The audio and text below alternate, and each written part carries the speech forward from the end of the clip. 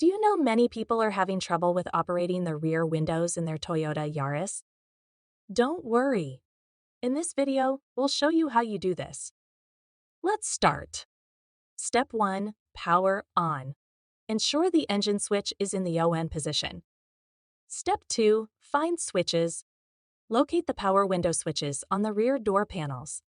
Step 3. Open window. Press the switch down to open the window. Hold it until the desired position. Step 4. Close window. Pull the switch up to close the window. Hold it until the window is fully closed. Step 5. Lock windows. Use the window lock switch on the driver's door panel to prevent rear window operation. Now you should be able to easily open and close your rear windows in the Toyota Yaris. Still need help? Visit our website for the complete manual. There you will also find questions and answers from other Toyota users. Did you find this video helpful? By subscribing, you help us continue to answer users' questions. So, subscribe to our channel. Thanks for watching, and see you in the next video.